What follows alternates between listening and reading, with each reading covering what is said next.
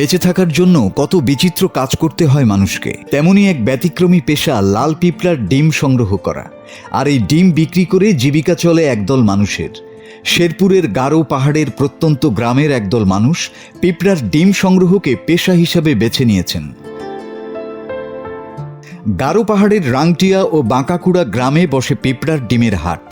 এ হাটে প্রতিদিন বিকেল থেকে সন্ধ্যা পর্যন্ত চলে পিঁপড়ার ডিম বেচাকেনা। এই হাটে ডিম বিক্রি করতে আসেন জেলার সীমান্তবর্তী ৩ উপজেলা সহ ময়মনসিংহ জেলার হালুয়াঘাট এবং জামালপুর জেলার বকশীগঞ্জের গারো পাহাড়ের লোকজন। জানা যায়, এক শ্রেণীর লাল বড় পিঁপড়া বনাঞ্চলের শাল গজারি গাছের মগডালে, পাতা ও গাছের গর্তে বাসা তৈরি করে ডিম পাড়ে।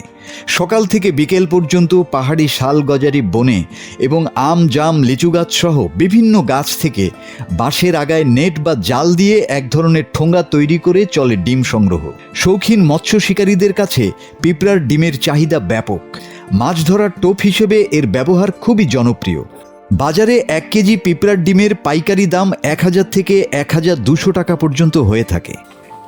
সংগ্রহকারীরা জানান, কাজটি কঠিন ও যন্ত্রণাদায়ক, কারণ ডিম সংগ্রহ করার সময় পিঁপড়ার তীব্র কামড় সইতে হয়। রয়েছে হাতি, সাপ ও মৌমাছির আক্রমণের ভয়। তবুও পেটের দায়ে এসব সইতে হয়। সকাল ৮টা বাজে আমরা এখান থেকে বের হই। তারপর আপনার 2 ঘন্টা 1.5 ঘন্টা এরকম লাগে ওই জায়গা পর্যন্ত যাওয়ার পরে ওইখান থেকে 3-4 ঘন্টা ডিম সংগ্রহ করি। করার পরে 3টা, 3:30 বা 4টা এমন সময় আবার রওনা দিই। আর এখানে আবার সন্ধ্যার আগে পৌঁছাই।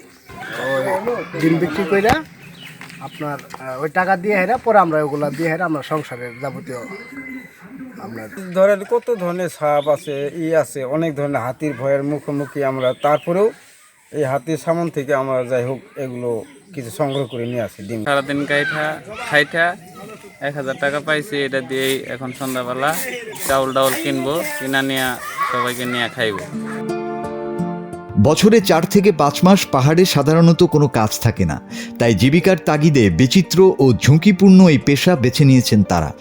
এই ধারাটি টিকিয়ে রাখতে বন সংরক্ষণ জরুরি, কারণ বন ধ্বংস হলে শুধু প্রাণী নয়, মানুষের জীবিকার পথও বন্ধ হয়ে যাবে। সংশ্লিষ্টরা বলছেন, নির্বিচারে পিঁপড়ার বাসা ধ্বংস পরিবেশের জন্য হুমকি। পিঁপড়ার ডিম অনেক পাখির খাদ্য। অতিরিক্ত সংগ্রহের ফলে জীববৈচিত্র্য হুমকির মুখে পড়তে পারে। তবে যদি এ মানুষগুলোকে পিঁপড়ার ডিম চাষ পদ্ধতির প্রশিক্ষণ দেয়া যায়, তাহলে প্রকৃতি রক্ষা করেই তাদের জীবিকা নিশ্চিত করা সম্ভব। পাহাড়ে যদি কেউ পিঁপড়া ডিম আহরণ করে থাকে, এটা মানে আমাদের জীববৈচিত্র্যের এবং জীববৈচিত্র্যের যে একটা বাস্তুসংস্থান আছে, বাস্তুসংস্থানে আবার যতগুলো উপাদান বাস করে তাদের কিছু খাদ্য সংগ্রহ করতে হয়।